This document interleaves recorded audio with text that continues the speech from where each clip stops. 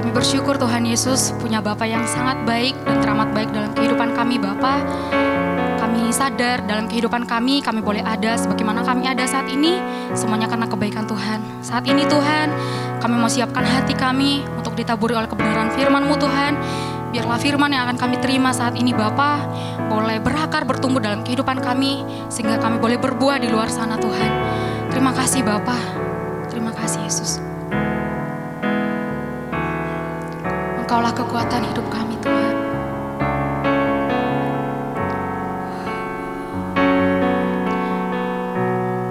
Terima kasih Tuhan.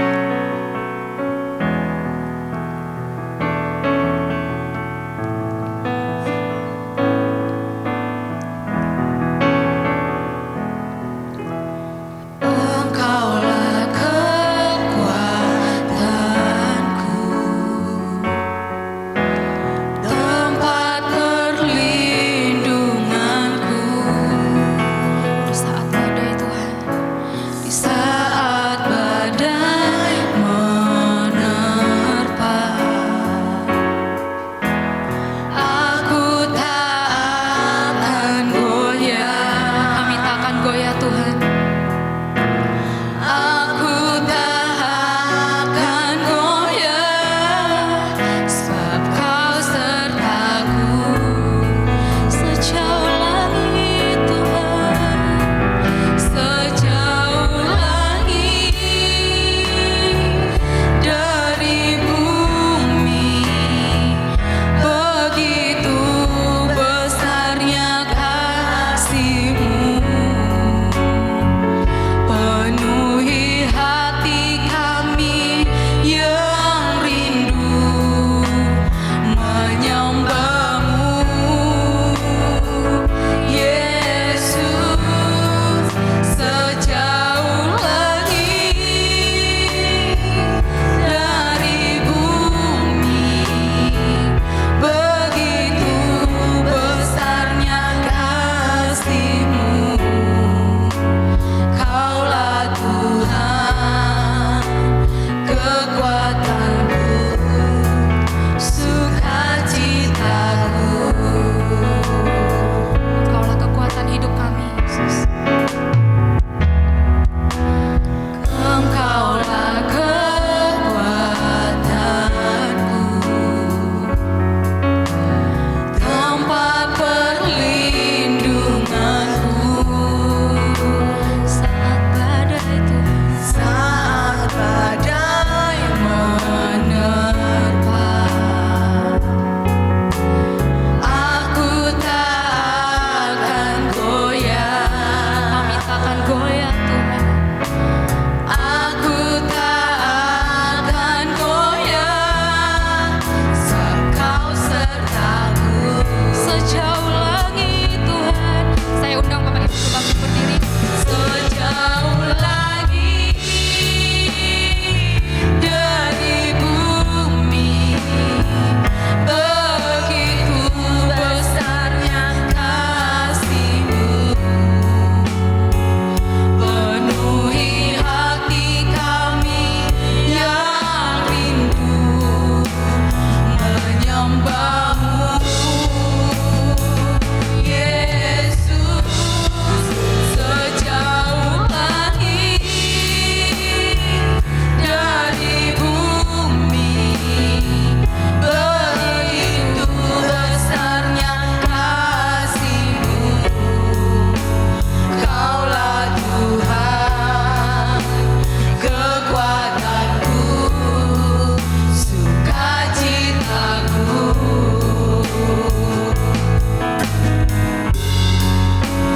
Kaulah Tuhan, kekuatanku, sukacitaku.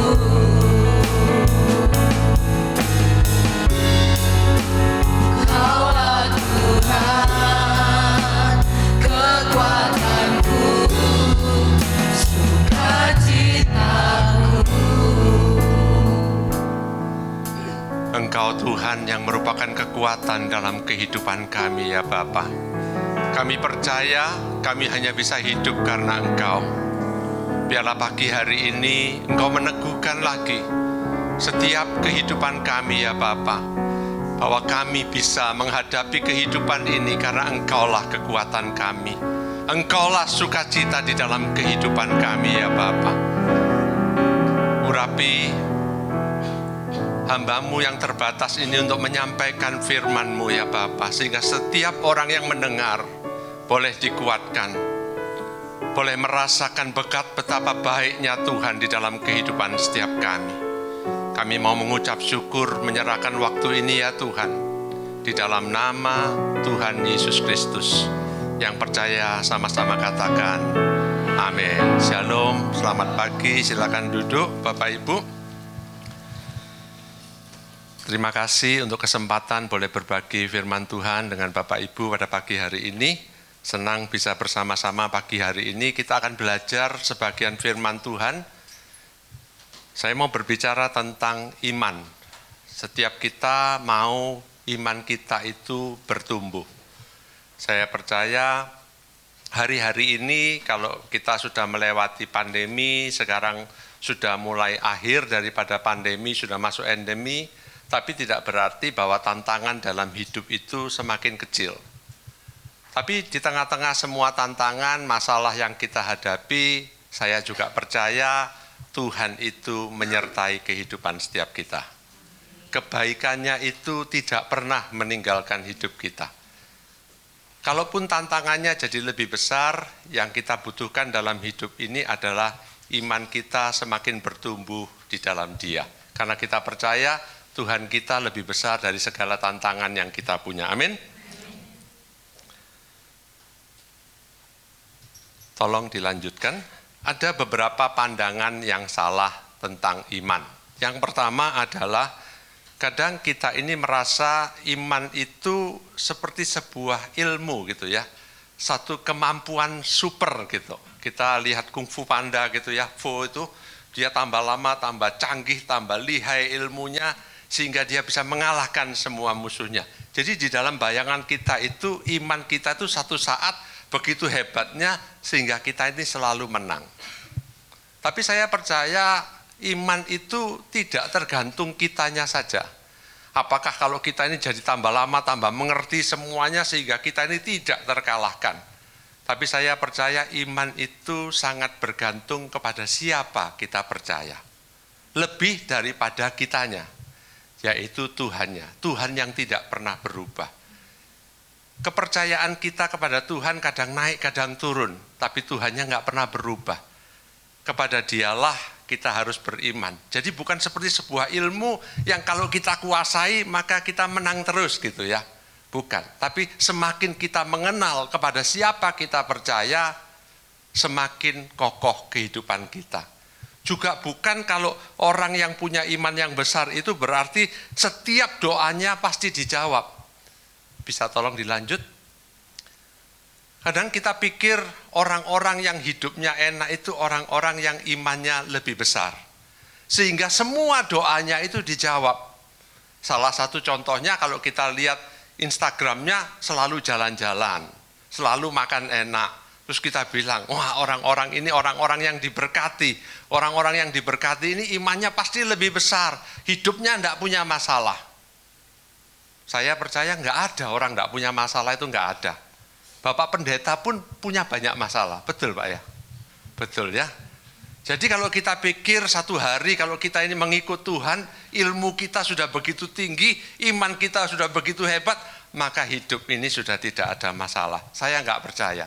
Saya percaya di dalam kehidupan ini selalu ada masalah. Tapi di dalam segala permasalahan kita, kita punya Tuhan yang kita bisa andalkan. Itulah iman. Tolong dilanjut lagi. Orang yang beriman itu percaya. Apapun yang dia alami, seberapapun beratnya masalah yang dia hadapi, Tuhan itu senantiasa menyayangi dan menyertai dirinya. Ada yang hari ini datang punya masalah, coba lambaikan tangan.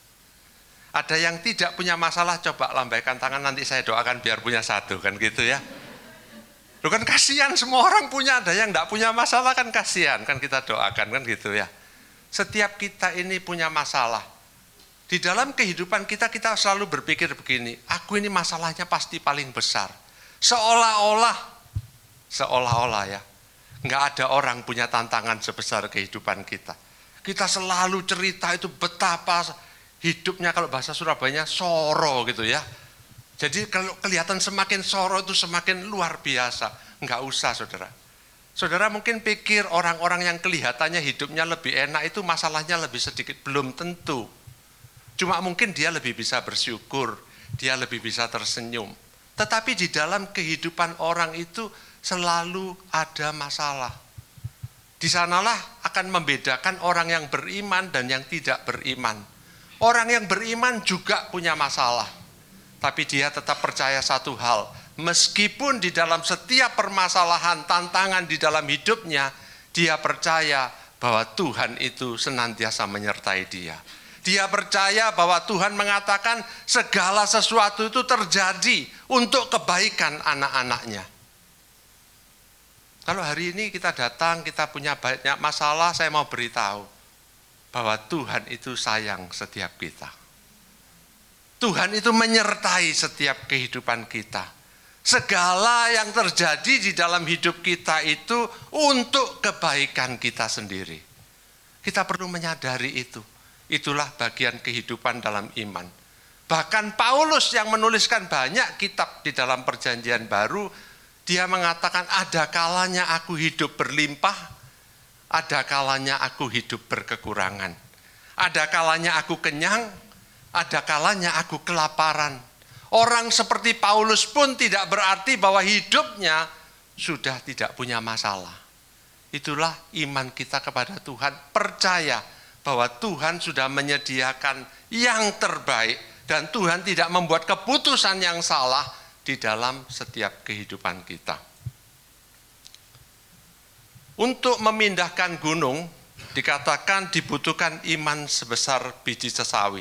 Tapi di dalam perjalanan kekristenan saya belajar untuk mempertahankan hal-hal yang sifatnya sementara dalam hidup ini butuh iman yang lebih besar daripada biji sesawi.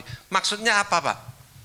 Maksudnya kalau kita mau mengikut Tuhan, menggenapkan rencana Tuhan di dalam kehidupan kita, melihat perkara-perkara yang besar yang daripada Tuhan, dikatakan butuh iman seperti biji sesawi. Tetapi kita melihat bahwa setelah pandemi ini terjadi, banyak orang kehilangan banyak hal.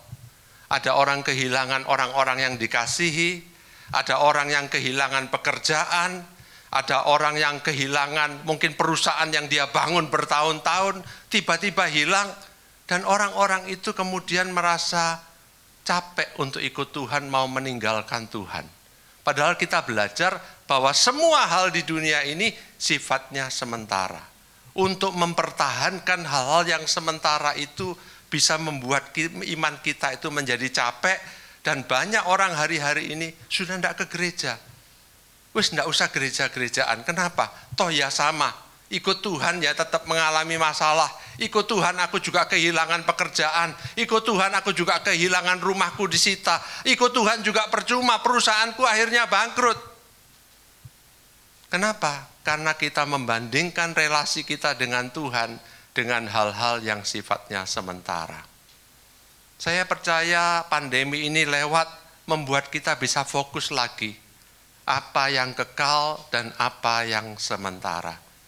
Kalau kita hanya mengejar yang sementara, iman kita akan naik dan turun. Karena hal-hal yang sementara itu tidak bisa kita pertahankan. Iblis tahu betul masalah itu. Satu kali dia ngomong sama Tuhan tentang Ayub. Dia bilang Ayub ini cinta kamu karena dia diberkati. Coba dia nggak diberkati. Coba hartanya diambil, dia akan mengutuki engkau. Maka Tuhan katakan, aku kasih kamu kesempatan. Karena iblis tahu, yang paling berharga di dalam kehidupan kita seringkali bukan hubungan kita dengan Tuhan, tapi berkat-berkat Tuhan yang dicurahkan dalam hidup kita. Kalau kita mau jujur, seringkali kita bisa bilang begini, kalau mau jujur ya saudara ya, aku jauh sama Tuhan, tidak apa-apa, yang penting berkatnya banyak. Setuju saudara ya? Banyak orang yang bilang seperti itu sebetulnya dalam hatinya. Yang penting tokonya rame. Yang penting tidak ada yang sakit di rumah. Yang penting keluargaku baik-baik saja. Apa yang paling penting di dalam kehidupan kita hari-hari ini? Menunjukkan kepada siapa kita percaya. Seberapa jauh iman kita kepada Tuhan. Hari ini kita akan belajar dari Ibrani 11. Ibrani 11 ini satu pasal yang banyak berbicara tentang iman.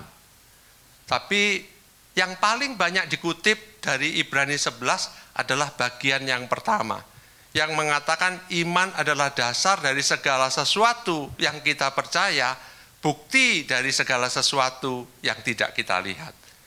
Kita mengatakan bahwa iman itu seolah-olah sesuatu yang kita bisa kembangkan sampai satu saat apapun yang kita minta Tuhan harus kasih. Kita menganggap orang-orang yang imannya besar itu kalau dia doa pasti terjadi. Itulah orang yang imannya besar.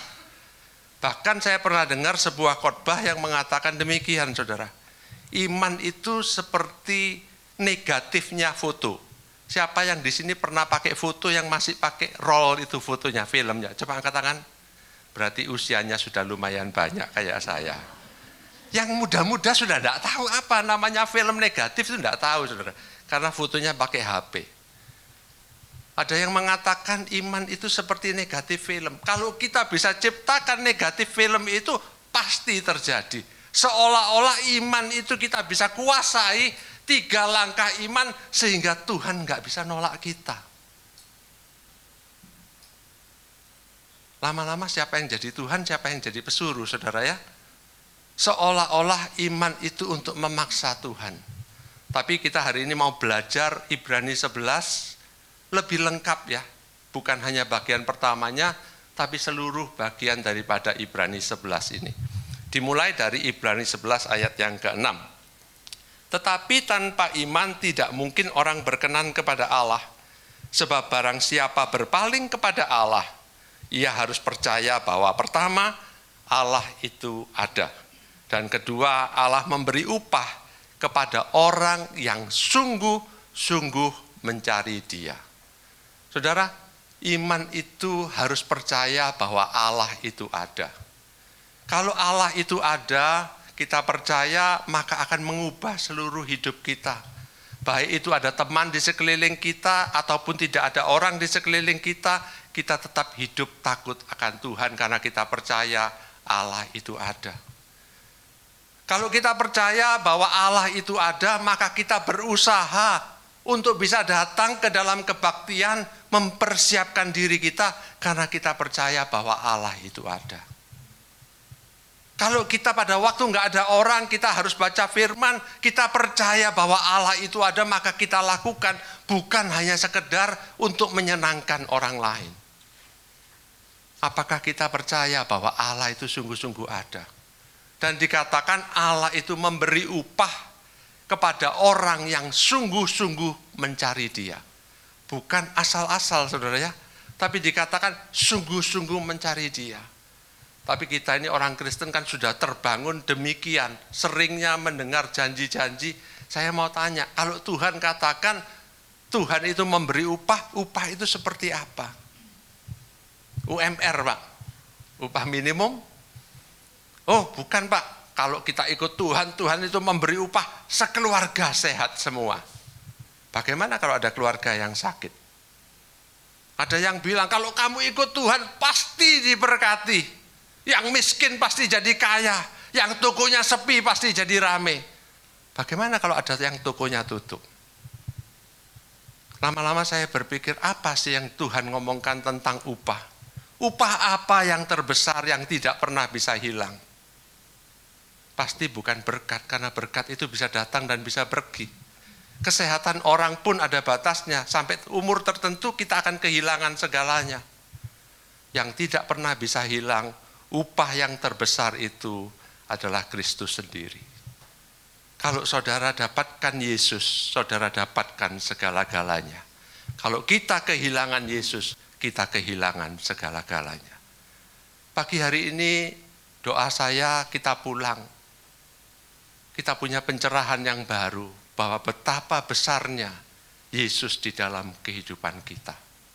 Kita nggak boleh kehilangan itu. Segala sesuatu bisa hilang dari kehidupan kita, tapi Yesus tidak boleh hilang dari kehidupan kita. Paulus mengatakan, Christ in you, the hope of glory. Kristus yang ada di dalam kamu, itulah pengharapan akan kemuliaan. Kalau pagi hari ini kita bisa dapatkan Kristus di dalam hidup kita, kita dapatkan segala-galanya. Karena ketika kita masih berdosa dan belum melakukan apa-apa, Yesus sudah mati ganti kita. Kalau kita bisa mengerti itu dan mendapatkan Yesus di dalam kehidupan kita, kita dapatkan segala-galanya. Mari kita lihat dari Ibrani pasal 11 ini, ayat-ayat yang berbicara apakah itu iman. Yang pertama dikatakan iman itu, karena iman maka Habel telah mempersembahkan kepada Allah korban yang lebih baik daripada korban Kain. Dengan jalan itu ia memperoleh kesaksian kepadanya bahwa ia benar karena Allah berkenan akan persembahannya itu, dan karena iman ia masih berbicara sesudah ia mati. Dikatakan karena iman Habel mempersembahkan kepada Allah korban yang lebih baik. Saya percaya seringkali kita pikir iman itu sesuatu yang kita harus punya untuk mendapatkan sesuatu dari Tuhan. Semakin besar imannya, semakin mudah kita dapatkan sesuatu dari Tuhan. Tapi ayat ini berbicara agak terbalik. Dikatakan karena iman, Habel mempersembahkan korban yang lebih baik. Karena iman dia berikan sesuatu yang lebih baik. Iman itu bukan hanya mendapatkan dari Tuhan, iman itu adalah apa yang kita percaya sehingga kita berikan yang lebih baik kepada Tuhan. Dulu saya kecil, bayangan saya, kenapa kok Habel diterima persembahannya, kenapa kok Kain ditolak?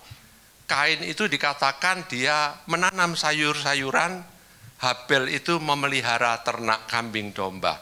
Dan pada waktu mereka memberikan persembahan, Kain mempersembahkan sayur-sayuran, Habel mempersembahkan lemak-lemaknya binatang. Kalau saudara suruh pilih, suka mana saudara? Iga bakar atau sayur kangkung direbus? Ayo jujur, pilih mana saudara, daging atau sayur? Bayangan kita pasti, wah Tuhan itu kan bukan jakjai, jadi dia lebih suka daging, makanya dia terima Habel. Tapi saya enggak percaya. Saya percaya ketika kita mempersembahkan korban, yang Tuhan lihat adalah hati yang mempersembahkan korban itu. Pada waktu Kain mempersembahkan korban, dikatakan Habel mempersembahkan yang lebih baik. Saya enggak percaya hanya masalah daging dan sayurnya. Tapi saya percaya ketika Habel mempersembahkan, memberikan kepada Tuhan, dia memberikan yang paling baik yang dia bisa berikan. Ketika kita datang ke kebaktian, ketika kita menyanyi, ketika kita membaca, ketika kita melakukan sesuatu, apakah kita berikan yang terbaik kepada Tuhan? Atau asal-asal aja? Ketika kita mau iman ini bertumbuh, belajar memberikan yang lebih baik. Mempersiapkan diri kalau mau kebaktian. Memberikan yang paling baik. Kalau memberikan persembahan-persembahan yang paling baik yang bisa kita berikan. Satu kali ketika Yesus mau disalibkan, di minggu-minggu terakhir dikatakan dia memperhatikan bagaimana orang memberi. Yesus kemudian duduk memperhatikan bagaimana orang menaruh persembahannya. Orang-orang kaya memberikan persembahan. Terakhir dikatakan seorang janda tua yang miskin, itu kemudian dia maju, memberikan 2 keping. Pasti bunyinya paling gemerincing, saudara. Tapi ketika itu Yesus katakan dia memberikan lebih banyak daripada semuanya.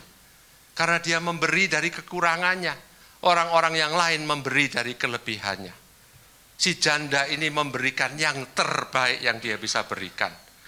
Saya percaya kalau kita mau katakan, aku mau bertumbuh iman kita, maka salah satu tanda adalah apakah kita memberikan yang lebih baik setiap kali kepada Tuhan. Kalau kita nggak bisa memberikan yang lebih di dalam pelayanan, kalau kita nggak bisa memberikan waktu kita lebih kepada Tuhan, maka iman nggak bertumbuh. Nggak peduli berapapun toko kita jadi lebih ramai, tidak peduli berapa berkat yang bisa turun dalam kehidupan kita, dikatakan ketika iman itu bertumbuh, maka kita memberikan korban yang lebih baik. Saya percaya ketika kita memberi kepada Tuhan, menunjukkan kepada Tuhan bahwa kita mengasihi Dia lebih lagi. Yang kedua, dikatakan karena iman maka Musa setelah dewasa menolak disebut sebagai putri Firaun, karena ia lebih suka menderita sengsara dengan umat Allah daripada untuk sementara menikmati kesenangan dari dosa. Ia menganggap penghinaan karena Kristus sebagai kekayaan yang lebih besar daripada semua harta Mesir, sebab pandangannya ia arahkan kepada upah. Dikatakan Musa itu setelah dia besar, dia menolak untuk disebut anak putri Firaun. Ayat ini sebenarnya berbicara banyak sekali tentang kehidupan kita hari-hari ini. Hari-hari ini kita semua pengen lebih diberkati. Kita pengen jadi lebih kaya. Ada yang pengen jadi lebih kaya? Coba lambaikan tangan, kita doakan nanti. Loh, enggak ada. Kok masa sungguhan tak? Kalau nanti saudara enggak angkat tangan, dicatat di surga enggak ada yang mau kaya. Siapa yang mau kaya diberkati, coba angkat tangan. Wah, jangan setengah tiang, ini enggak ada yang meninggal hari ini, angkat yang tinggi, kan gitu ya. Siapa yang mau diberkati jadi orang kaya, coba angkat tangan yang tinggi. Loh, ada yang takut. Loh, apa? Nggak ada salahnya jadi kaya. Tapi saudara perlu tahu ayat ini. Ayat ini dikatakan karena iman maka Musa setelah dewasa menolak disebut anak putri Firaun. Mari kita lihat. Sebagai putri Firaun kekayaan itu berlimpah. Betul ya saudara ya? Jadi kalau Musa jadi anaknya orang putri Firaun, hidup pasti terjamin. Sebagai anak putri Firaun, dia pasti terkenal. Di antara teman-temannya, dia pasti terpandang. Apa yang dia mau, dia pasti bisa. Kekuasaan pasti bisa. Kenapa? Karena dia anak putri Firaun. Dia cucunya Firaun, saudara. Tapi dikatakan setelah dia besar, dia memutuskan untuk menolak untuk disebut anak putri Firaun. Ketika saya baca ini sesuatu yang luar biasa. Kita orang Kristen pengen jadi orang kaya, pengen jadi orang terkenal, pengen hidupnya diberkati, pengen hidupnya penuh dengan kekuasaan. Loh, Musa ini kok malah nggak mau toh? Setelah tak pikir-pikir, Musa ini enggak terlalu pinter pasti ya. IQ-nya kurang tinggi pasti. Wong kita mau kok dia enggak mau. Sing pinter siapa, kita atau dia? Ayo, yang pinter siapa saudara? Ayo, yang pinter siapa kira-kira? Saya itu di kelompok sel saya pernah tanya. Waktu itu saya kan dari Surabaya, saya tanya teman-teman sel grup saya. Siapa orang paling kaya se-Surabaya? Wah, semua kasih beberapa nama. Kalau di Malang ini siapa yang paling kaya di Malang ini? Siapa paling kaya di Malang? Ya, anggap aja si A gitu ya, paling kaya di Malang, tanahnya banyak, pabriknya besar. Saya tanya sama teman-teman, kalau saudara diangkat anak sama Tuhan Yesus, sama diangkat anak orang paling kaya di kota ini, pilih mana? Kalau saudara pilih mana, saudara? Wah, semua rohani. Anak teman-teman sel grup saya itu enggak rohani, dia bilang gini loh Kocip, dia bilang gitu. Sak betulnya ya harusnya diangkat anak sama Tuhan Yesus. Tapi lek diangkat anak ambil orang kaya itu lebih kroso. Motor jadi montor, dia bilang gitu. Kontrakan jadi rumah jadi rumah pinggir golf. Kan lebih kerasa, dia bilang gitu. Memang kurang rohani semua teman-teman. Saya tidak kayak saudara di sini. Di sini kan saudara semua rohani semua. Saudara, Musa ini punya semuanya dan dia meninggalkan. Bukan karena apa? Dia katakan karena dia melihat upah itu lebih besar dibandingkan semuanya. Saya tidak mengatakan tidak boleh kaya. Saya percaya kebaktian butuh uang. AC ini dibeli pakai uang, dinyalakan pakai uang. Betul saudara ya? Alangkah baiknya kalau semua saudara ini diberkati dan kaya. Tapi kalau kekayaan itu mengikat kehidupan kita, maka jadi nggak ada gunanya. Kita kehilangan yang paling penting di dalam hidup kita. Musa ini memutuskan untuk meninggalkan semuanya. Menolak itu bahasa Grekanya itu, bahasa Ibraninya apoblepo. Dia melihat banyak hal, kemudian dia menoleh untuk melihat satu hal yang paling penting, yaitu upah, yaitu Kristus sendiri, yaitu panggilannya. Banyak hal yang penting di dalam hidup ini. Apa yang paling penting bagi engkau? Apa yang paling penting? Banyak hal yang butuh perhatian kita. Banyak hal yang butuh waktu kita. Banyak hal yang membutuhkan uang kita. Tapi apa yang paling penting? Musa memutuskan untuk meninggalkan semuanya. Memilih untuk hidup sengsara dengan umat Tuhan. Saya percaya hal-hal seperti ini sudah tidak umum lagi, tidak banyak kita dengar lagi, tapi saya percaya inilah yang firman Tuhan katakan. Saya satu kali, teman sel grup saya ini mau menikah dan dia konseling sama kita. Dan di dalam perjalanannya mau menikah ini, dia mau cari rumah, saudara. Dia mau cari rumah, dia mau cari-cari, kemudian dia temukan rumah yang dia mau beli, tapi uang mukanya nggak cukup. Uang mukanya nggak cukup, dia lagi kumpulkan dengan pacarnya sebelum menikah ini untuk dapatkan sebuah rumah. Kemudian satu hari dia ikut komsel, dia bilang, 2 minggu ini aku gelisah sekali, dia bilang. Kita tanya kenapa? Dia bilang, saya ini bekerja di sebuah perusahaan supermarket yang cukup besar untuk bahan-bahan bangunan, dan dia ditugaskan untuk mengurus import barang dari luar negeri. Dan ketika dia mengurus import barang, dia cari perusahaan importir EMKL yang bisa menguruskan seluruh izin-izinnya dan pajaknya. Dari beberapa perusahaan itu ada satu perusahaan yang paling murah, sudah paling murah. Dan bukan hanya murah, menjanjikan kepada dia, kalau perusahaan ini dipakai, maka dia bisa kasih bonus tambahan pribadi kepada teman ini senilai X gitu. Dia bilang, tak hitung-hitung, 10 kontainer itu nilainya cukup untuk DP rumah. Jadi dia sudah berdoa supaya bisa punya DP, ini ada perusahaan mau kasih uang yang nilainya sebesar DP rumah. Ada yang bilang puji Tuhan diterima cepat-cepat kan gitu ya saudara ya. Tapi dia gelisah sekali antara menerima atau tidak. Dan akhirnya semua anggota Komsel pengen tahu apa yang dia lakukan. Kemudian dia cerita, akhirnya kami putuskan untuk tidak diterima. Dan dia memberitahu perusahaan ini, kalau kamu mau kasih uang itu, potongkan aja di tagihan ke perusahaan, supaya perusahaan bayar lebih murah. Saya nggak bisa bayangkan pada waktu itu, betapa tertantangnya saya, terinspirasi. Ada anggota Komsel yang berani, ketika dia sungguh-sungguh butuh uang itu, meninggalkan semuanya, karena dia merasa, hal itu nggak sesuai dengan imannya.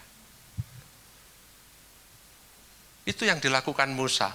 Musa punya hak untuk semuanya. Maka dia menolak semuanya karena dia mau dapatkan yang terbaik. Yang ketiga, dikatakan karena iman mereka mengalami kemenangan yang besar. Karena iman maka runtuhlah tembok-tembok Yeriko setelah kota itu dikelilingi 7 hari lamanya. Dan apalagi yang harus aku sebut, sebab aku akan kekurangan waktu. Apabila aku hendak menceritakan tentang Gideon, Barak, Simson, Yefta, Daud, Samuel, dan para nabi, yang karena iman telah menaklukkan kerajaan-kerajaan, mengamalkan kebenaran, memperoleh apa yang dijanjikan, menutup mulut singa-singa, memadamkan api yang dahsyat. Mereka telah luput dari mata pedang, beroleh kekuatan dan dalam kelemahan, menjadi kuat dalam peperangan, dan memukul mundur pasukan-pasukan tentara asing. Ketika mereka itu dikatakan mengalami kemenangan besar, sebagian yang diceritakan adalah apa yang mereka lakukan di dalam perjalanan iman mereka untuk menggenapkan rencana Tuhan di dalam bangsanya. Saya percaya ketika kita diberi kesempatan untuk berbagi kesaksian-kesaksian, seringkali ketika kita kesaksian, yang paling banyak kita dengar adalah kesaksian orang sembuh, orang sakit disembuhkan, Orang yang sedang butuh uang, Tuhan berikan kelimpahan berkat.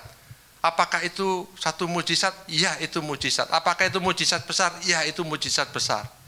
Tapi saya melihat ada hal-hal lain yang diceritakan di dalam Ibrani 11 ini, yaitu apakah kita punya iman juga untuk menggenapkan rencana Allah di dalam kehidupan kita, di dalam kehidupan orang-orang di sekeliling kita.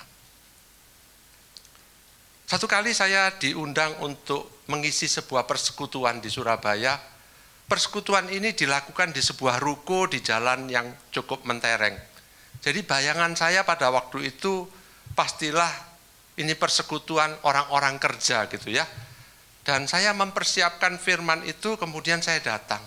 Ketika saya datang di ruko tersebut, ternyata bukan seperti yang saya harapkan.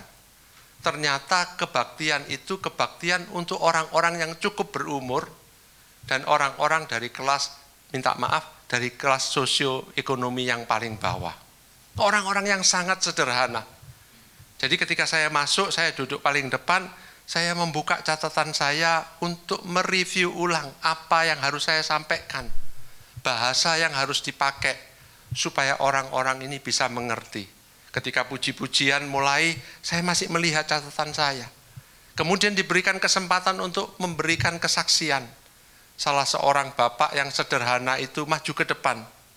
Saya melihat dia mulai memperkenalkan diri.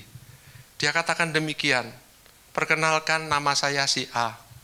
Pekerjaan saya jual pentol bakar di pinggir jalan dekat Universitas Petra di Surabaya, di Siwalan-Kerto. Saya mulai mendengarkan apa yang dia sampaikan. Dan dia katakan, saya berdoa kepada Tuhan, untuk Tuhan pakai hidup saya, untuk menjangkau jiwa-jiwa. Satu hari ketika saya berjualan, datang seorang bapak yang wajahnya kusut, sedang susah.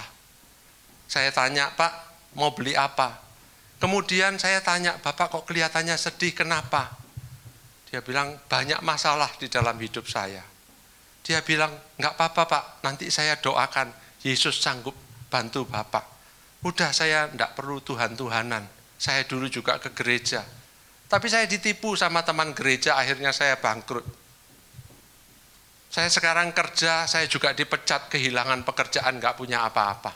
Jadi sudah enggak usah ngomong Tuhan-Tuhan.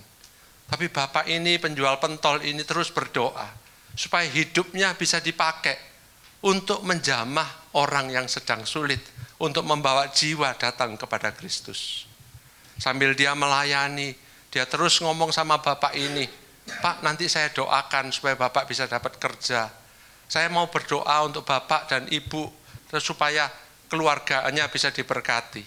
Akhirnya si pembeli ini hatinya luluh, dan dia katakan, ya udah, aku mau didoakan. Saat itu juga setelah dia menjuali bapak ini, dia bilang, Pak, rumahnya di mana? Dia bilang, tidak jauh dari sini, perlu jalan sekian menit ke rumahnya. Dia bilang, ayo Pak, sekarang sama-sama kita ke rumah Bapak, supaya bisa mendoakan Bapak dan Ibu. Dia bilang begitu. Orang ini kaget, terus dia tanya, bagaimana dengan rombongnya? Tidak apa-apa Pak, kita tinggal aja, saya berdoa untuk Bapak Ibu dulu. Dan dia meninggalkan rombong itu untuk bisa mendoakan orang tersebut. Orang tersebut akhirnya bertobat, dipulihkan. Didoakan, tidak berapa lama dapat pekerjaan. Jadi supir di salah satu gereja. Dan hari itu dia bilang, hari ini saya nggak jualan, rombongnya tak tutup lagi. Supaya saya bisa kasih kesaksian untuk Bapak Ibu. Ketika saya dengar itu, saya duduk di depan. Dalam hati saya bilang gini, Tuhan, harusnya dia yang khotbah, bukan saya yang khotbah. Karena khotbah itu jauh lebih mudah daripada menjalani. Apa yang dia lakukan, saya percaya itu kemenangan yang besar. Orang punya toko besar aja loh, enggak berani ninggalin tokonya padahal punya pegawai. Orang ini berani meninggalkan seluruh hartanya untuk melayani jiwa. Itulah kemenangan yang besar. Bukan seberapa kita bisa dapat dari Tuhan, tapi seberapa besar kita bisa persembahkan kepada Tuhan. Hidup ini bisa berarti ketika kita berikan hidup kita dan nama Tuhan dipermuliakan. Yang keempat, karena iman memilih menanggung penderitaan. Ibu-ibu telah menerima kembali orang-orangnya yang telah mati, sebab dibangkitkan. Tetapi orang-orang lain membiarkan dirinya disiksa dan tidak mau menerima pembebasan, supaya mereka beroleh kebangkitan yang lebih baik. Ada pula yang diejek dan didera, bahkan yang dibelenggu dan dipenjarakan. Mereka dilempari, digergaji, dibunuh dengan pedang. Mereka mengembara dengan berpakaian kulit domba, kulit kambing, sambil menderita kekurangan, kesesakan, dan siksaan. Dunia ini tidak layak bagi mereka. Mereka mengembara di padang-padang gurun dan di pegunungan, di dalam gua-gua dan celah-celah gunung. Dan mereka semua tidak memperoleh apa yang dijanjikan itu, sekalipun iman mereka telah memberikan kepada mereka suatu kesaksian yang baik. Dikatakan orang-orang ini rela menderita karena iman. Karena iman mereka memilih hidup yang susah. Karena iman mereka memilih untuk dipenjarakan. Karena iman mereka memilih untuk hidupnya tidak usah menikmati yang enak. Padahal di dalam bayangan kita sebagai orang Kristen butuh iman untuk hidupnya makmur. Betul nggak saudara ya? Bukankah itu yang kita selalu belajar? Untuk hidup lebih baik kita butuh iman yang lebih besar. Orang-orang ini punya hidup yang lebih baik dan dia memilih yang tidak enak karena iman. Satu kali dulu saya sekolah di Amerika, saudara. Teman saya satu kos-kosan ini, dia anak orang kaya, orang Singapura orang Indonesia tinggal di Singapura. Tapi keluarganya itu kaya. Kalau saudara ke Singapura, orang harus tinggal di apartemennya pemerintah, itu pun karena disubsidi. Keluarganya semua punya rumah landed, maksudnya tinggal di tanah. Jadi hanya orang-orang yang kaya yang punya. Dia, kokonya, cece-nya, papanya, semua punya rumah satu-satu landed semua. Kalau bahasa sini, soge lah gitu saudara ya. Soge, ngerti soge saudara ya? Soge lah kalau orang kita ngomong gitu ya.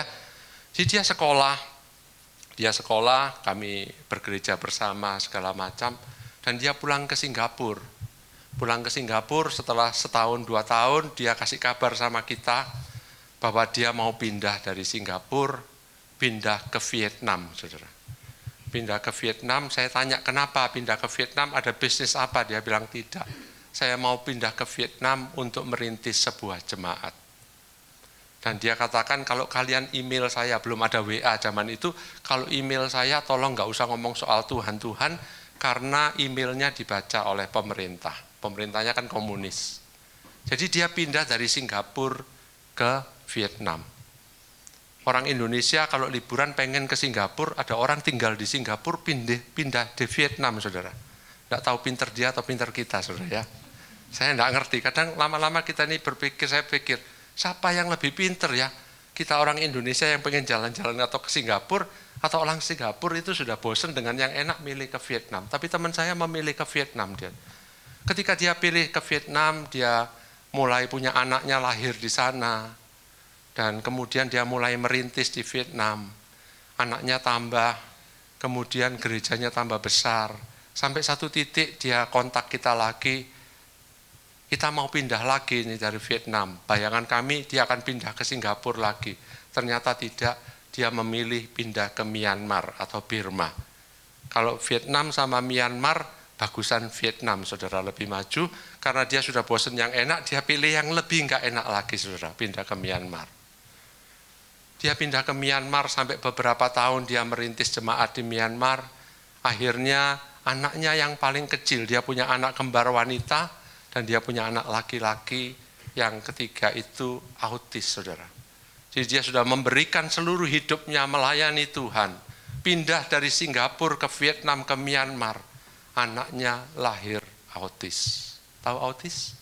Tahu ya? Kita bisa bayangkan betapa orang bisa kecewa sama Tuhan. Sudah tak berikan semua, kenapa aku dapatnya seperti ini? Akhirnya dia memutuskan ketika anaknya yang kecil, yang autis ini mulai bertambah besar, dia memilih kembali ke Singapura supaya anaknya bisa dapat pendidikan untuk anak-anak autis. Hari ini dia keliling ke seluruh Asia Tenggara untuk mengunjungi gereja-gereja. Ketika saya melihat hal itu, saya berpikir, kita loh ya, pengen hidup terus nikmati yang enak-enak. Ada orang-orang yang sudah menghidupi yang enak, memilih untuk hidup enggak enak karena Kristus. Itulah iman.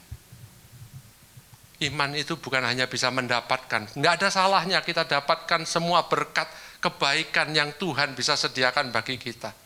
Tapi pagi hari ini firman Tuhan juga menantang kita untuk memberikan kepada Tuhan apa yang Dia sudah berikan dalam hidup kita untuk menyenangkan hati Tuhan. Saya mau tutup dengan cerita ini, cerita tentang seorang pembantu rumah tangga. Seorang pembantu rumah tangga ini saya dapat ceritanya dari seorang misionaris yang datang dari Amerika. Dia bercerita ada sebuah gereja di kota kecil. Pada satu hari misionaris ini datang ke kota tersebut, ke gereja tersebut untuk berbagi tentang misi, tentang butuhan uang dan segala dana untuk menjangkau jiwa-jiwa. Ketika disampaikan, beberapa orang terketuk untuk membantu misionaris ini. Salah satunya adalah seorang pembantu, seorang janda dengan 3 orang anak yang hidupnya pas-pasan. Tapi ketika dia mendengar bahwa dia bisa ikut partisipasi untuk menjangkau jiwa-jiwa, dia bikin janji sama Tuhan. Tuhan, hidupku ini pas-pasan. Tapi kalau Tuhan bisa kasih lebih dari pas-pasan ini, yang lebih ini aku akan berikan untuk para misionaris ini untuk menjangkau jiwa-jiwa. Maka besoknya dia pagi-pagi berdoa sebelum bekerja, Tuhan kasih aku berkat lebih. Kalau berkatnya ditambah, aku akan berikan untuk menjangkau jiwa-jiwa. Dia datang, pembantu di sana pindah-pindah ya, kayak warnen gitu saudara ya, bisa pindah Senin di mana, Selasa di mana. Ketika dia datang di rumah Tuan A hari Senin itu, dia bilang sama Tuan A, Pak, hari ini aku akan berdoa untuk engkau, supaya pekerjaanmu diberkati dengan luar biasa. Orang Amerika ya KTP-nya kan pasti Kristen, tapi dia hanya ketawa saja dan berangkat kerja. Tapi ketika dia sampai di pekerjaan, tanpa dia sadar, telepon itu berdering terus, ordernya masuk banyak saudara. Sampai tengah hari dia baru sadar, hari ini order banyak sekali. Terus dia ingat kata-katanya pembantu tadi. Jadi hari itu dia pulang agak pagi karena ordernya sudah begitu banyak, dia udah capek, dia pulang. Dia temuin pembantu ini, dia bilang, ini loh gajimu hari ini tak tambahin, dia bilang. Terus dia tanya, tadi kamu ingat doakan aku enggak? Pembantu ini tanya, doaku dijawab enggak sama Tuhan? Dia bilang, tadi sih rame, tapi kan bisa aja kebetulan menurut dia. Besoknya dia pergi ke rumah Tuan B, dia melakukan hal yang sama. Berjanji untuk mendoakan Tuan B. Dan hari itu Tuan B diberkati. Tapi ketika minggu depan dia kembali lagi ke rumah Tuan A, sudah agak berbeda. Pagi itu dia bilang sama Tuan A, Bapak pergi kerja, saya bersih-bersih, saya akan berdoa supaya Bapak diberkati. Ketika dia pergi, masuk kerja, telepon berdering, order masuk luar biasa. 2 hari Senin, ordernya menutup 1 bulan punya target. Wah, dia senang luar biasa. Dia hari itu pulang, dia kasih gajinya, kasih tips yang besar. Terus namanya pengusaha kan selalu pinter, dia kasih penawaran. Dia bilang, mau enggak kerja di sini setiap hari? Pengusaha itu memang pinter, saudara. Terus dia bilang, enggak bisa Pak, besok aku harus ke rumah Tuan B, lusa ke rumah Tuan C. Terus dia tanya, gimana kalau nanti di rumah Tuan B doa untuk saya? Oh enggak bisa, nanti di rumah Tuan B saya doa untuk Tuan B. Tapi kehidupan para orang-orang yang dilayani ini mulai diberkati luar biasa. Si pembantu ini dapat tips, setiap kali dia dapat tips, dia sumbangkan ke misionaris. Karena dia janji sama Tuhan. Setelah beberapa minggu, Tuan A ini tidak bisa membujuk untuk kerja sama dia setiap hari, semua janji-janji penting digeser hari Senin, karena ada yang mendoakan. Luar biasa, saudara ya. Akhirnya perlahan-lahan hidup si pembantu tadi berubah. Tuan A merasa tidak nyaman nuraninya, dia diberkati, si pembantu ini tetap lusuh. Dia kasih uang ini beli jaket ya baru. Tapi pembantu ini bilang, aku enggak perlu jaket yang lama enggak apa-apa, yang penting ada jiwa-jiwa. Jadi semua uang dia kirimkan untuk membantu penjangkauan jiwa. Hidupnya mulai berubah, semua orang berusaha untuk memberikan sesuatu kepada dia. Akhir bulan dia datang ke pemilik kos, mau bayar kos-kosannya. Dia kaget, dikasih tahu sama pemilik kos, tidak usah bayar kos-kosan. Sudah ada yang bayarin. Dia pulang, dia menangis, tapi dia bilang, Tuhan, uang kos sudah tidak perlu lagi. Uang kos bisa dikasihkan. Dia pergi ke toko belanjaan di dekat rumahnya kayak Indomaret gitu. Setelah dia beli-beli untuk anak-anaknya, dia mau bayar, pemilik toko bilang, sudah ada yang titip uang, tidak usah bayar, boleh beli apa aja. Sejak hari itu dia mulai belanja barang-barang yang kualitasnya lebih bagus untuk anak-anaknya. Hidupnya tetap jadi pembantu, saudara. Hidupnya tapi mulai berubah. Orang mulai kirim baju ke tempat rumahnya. Orang kirim furniture baru ke rumahnya. Hidupnya berubah total. Dia tetap jadi pembantu. Satu hari misionaris tadi datang lagi ke kota tersebut. Datang dan berkunjung ke gereja itu, menemuin Pak Pendeta, mengucapkan terima kasih. Pak Pendetanya bingung. Loh kok terima kasih, kenapa? Karena banyak sumbangan dari gereja tersebut. Pak Pendeta tidak merasa mengirimkan uang itu. Dia bilang, siapa yang kirim uang? Disebutkan namanya. Dia bilang, nggak mungkin, orang ini kan pembantu rumah tangga. Kita uang diakonia aja bantu dia, mana mungkin dia ngirim uang sebanyak ini. Setelah dicek ternyata betul. Pembantu ini memberikan jumlahnya jauh melebihi pendapatannya. Ketika dia menomorsatukan Tuhan, maka Tuhan merubah kehidupannya. Hidupnya jadi lebih makmur, anak-anaknya jadi lebih sehat, semuanya berubah jadi lebih baik. Tapi yang kita nggak boleh kehilangan adalah pandangan kita harus tetap kepada Kristus, karena dialah yang terpenting. Seringkali ketika berkat itu turun, pandangan kita beralih dari pemberi berkat, kita mulai memperhatikan berkat-berkatnya. Mari kita hari ini menoleh kembali, melihat kembali kepada apa yang paling penting di dalam kehidupan kita. Kristuslah yang terpenting. Kalau kita menomorsatukan Dia, firman Tuhan katakan, kalau kita mengutamakan kerajaan dan kebenarannya, maka segalanya ditambahkan di dalam kehidupan kita. Tidak bisa dibalik, saudara. Kalau hari ini dia bukan yang paling utama, maka mari kita membuat satu keputusan bersama-sama, jadikan Yesus yang paling utama. Mari saya minta tolong para singer bantu kita nyanyi sama-sama, Yesus terlebih besar. Biarlah pagi hari ini kita bikin satu keputusan, Yesus harus jadi yang terbesar di dalam hidup kita. Biarlah dia bertambah-tambah, kita semakin berkurang-kurang. Mari kita bangkit berdiri, kita datang kepada Tuhan.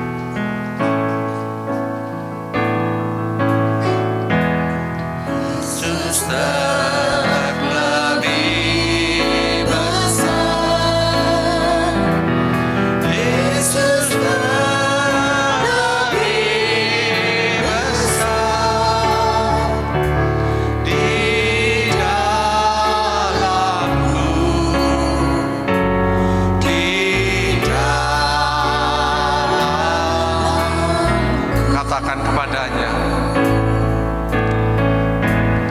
Yesus terlebih besar,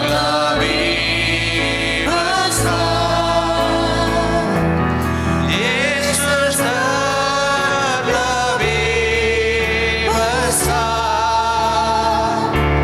di dalamku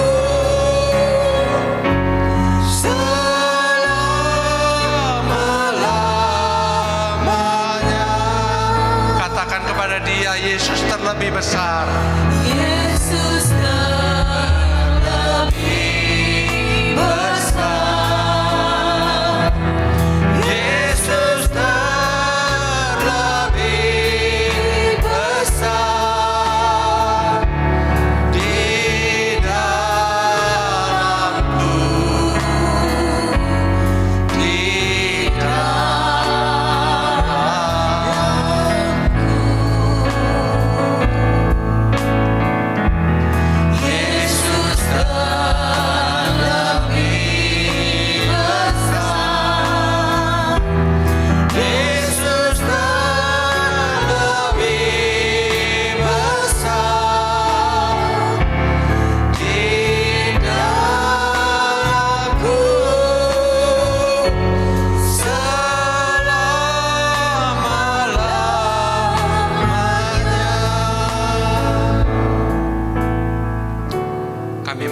mengucap syukur Tuhan.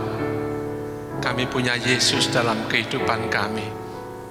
Kami mau mengucap syukur Engkau memberikan dirimu mati di kayu salib ketika kami semua masih berdosa. Kami mengucap syukur Tuhan Engkau memilih kehidupan kami untuk menjadi anak-anak-Mu. Pagi hari ini Tuhan kami semua mau datang menaikkan ucapan syukur kami. Terima kasih ya Tuhan. Terima kasih Tuhan. Haleluya Yesus. Saat ini hamba-Mu berdoa untuk teman-teman yang ada di tempat ini. Setiap jemaat di dalam gereja ini Tuhan, kami berdoa, biarlah Tuhan Engkau jamah setiap hati kami. Kalau kami mulai capek, kami mulai tawar hati, biarlah pada pagi hari ini Engkau membangkitkan kami lagi. Pulihkan Tuhan cinta kami yang mula-mula kepadamu. Biarlah Tuhan hati kami boleh berapi-api, berkobar-kobar untuk mencari Engkau. Biarlah kami mencari Engkau dengan sungguh-sungguh ya Bapa. Hamba-Mu berdoa untuk setiap jemaat. Biar Engkau memberkati jemaat di tempat ini. Biarlah kami boleh merasakan kebaikan Tuhan dalam kehidupan kami. Biarlah Engkau juga pakai hidup kami jadi berkat bagi orang-orang sekeliling kami. Jadikan kami saksi-saksi-Mu Tuhan, kemanapun Engkau tempatkan kami. Berkati jemaat-Mu ya Bapa. Di dalam nama Tuhan Yesus Kristus. Yang percaya sama-sama katakan, amin. Tuhan berkati.